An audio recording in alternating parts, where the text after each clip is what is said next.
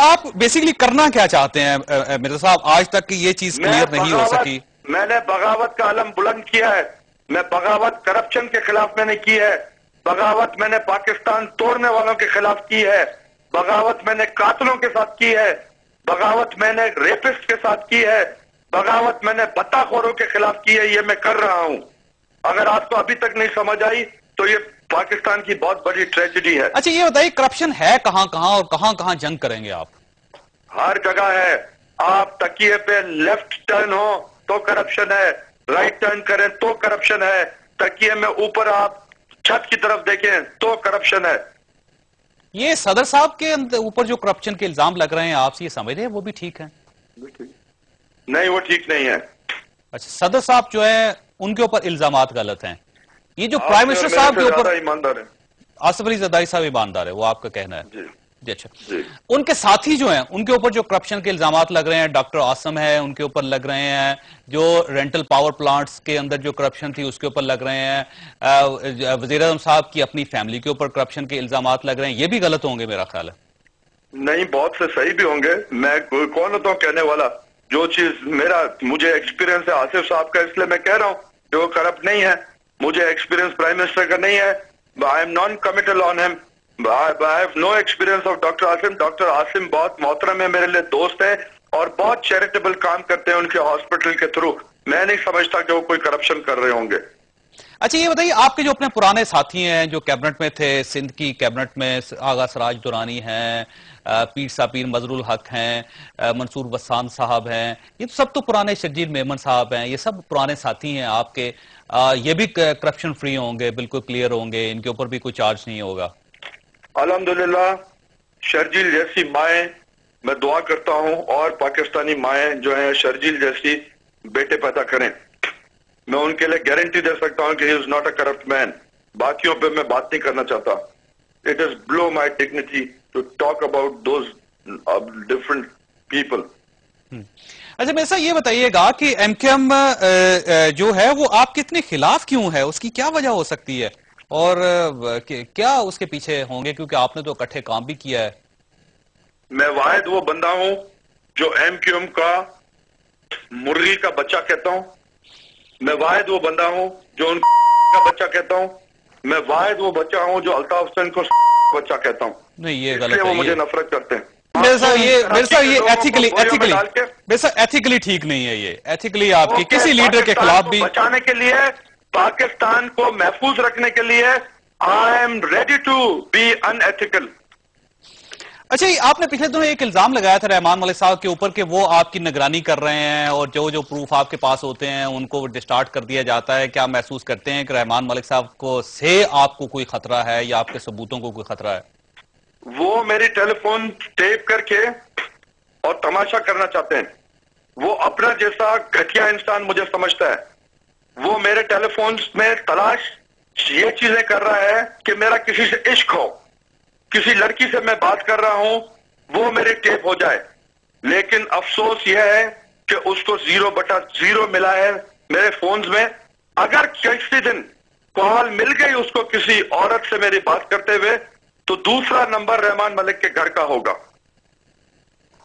آپ کا ان سے اختلاف کیا ہے مرزا صاحب؟ چوروں سے میرا اختلاف ہے, پاکستان کا سودا کرنے والوں سے میرا اختلاف ہے, پاکستان کو بیچنے والوں سے میرا اختلاف ہے.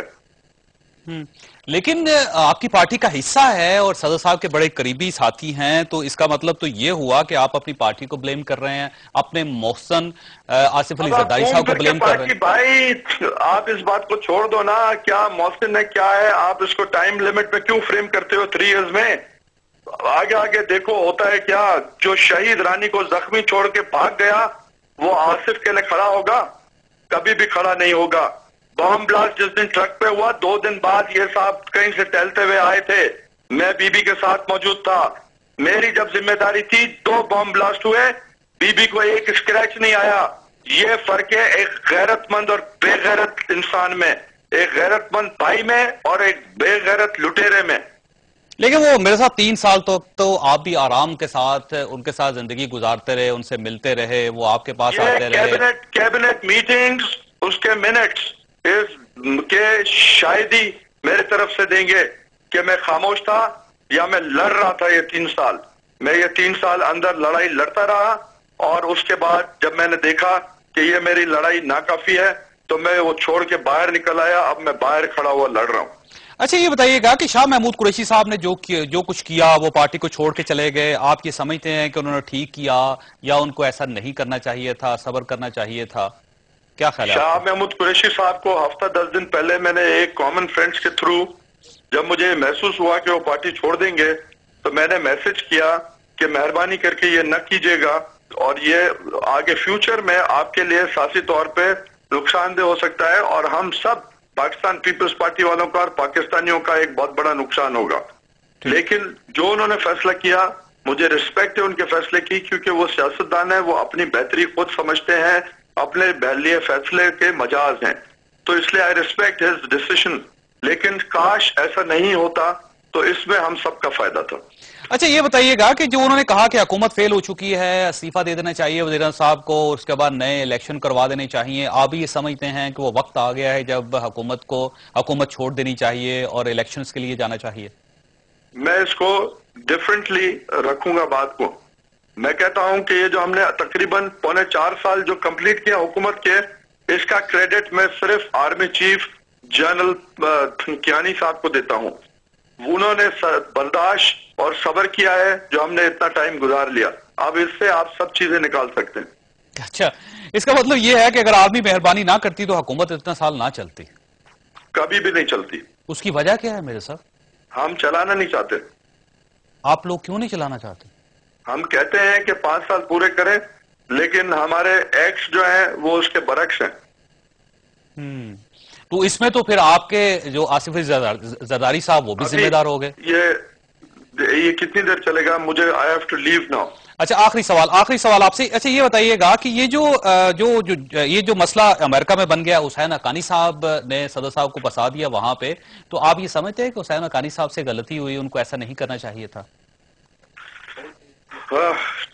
کسی شخص سے پہلی دفعہ غلطی ہو تو میں اس پہ بات کروں، میں اس پہ بات نہیں کرنا چاہتا.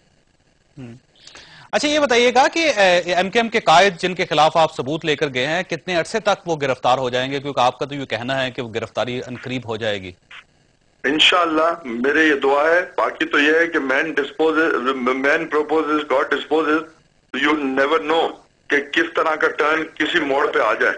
تو لیکن میری یہ دعا ہے کہ انشاءاللہ اللہ مجھے کامیاب کرے گا اور میں اس نیک ارادے میں کامیاب ہوں گا. صرف M Q M Altaf Hussain کا سوال نہیں ہے. کہیں یہ بات سن کے اور چور جو اس میں بیٹھے ہیں وہ خوش ہونا شروع ہو جائیں. اس میں جو بھی ادھر بیٹھے ہوئے ہیں وہ سب شامل ہیں اور جو کچھ کراچی میں ہیں ان کے گینگ ماسٹر وہ بھی شامل ہیں. میرے صاحب پروگرام کا وقت ختم ہو گیا. آپ کا بہت بہت شکریہ. خواہشات آپ نے ذوالفقار مرزا صاحب کی گفتگو سنی. ان کی گفتگو سے مکمل طور پر اتفاق ممکن نہیں ہے کیونکہ یہ سیاست ہے اور سیاست کے بارے میں یہ کہا جاتا ہے کہ اس میں سچ 100% سچ نہیں ہوتا اور جھوٹ 100% جھوٹ نہیں ہوتا. ان دونوں کے درمیان میں ایک گرے ایریا ہوتا ہے اور میڈیا کو ہمیشہ اس گرے ایریا میں ہی رہنا چاہیے. بہرحال ذوالفقار مرزا صاحب کا بہت بہت شکریہ. اللہ تعالیٰ آپ اور آپ کے اہل خانہ کو ہر قسم کی مصیبت سے محفوظ رکھے. اللہ حافظ.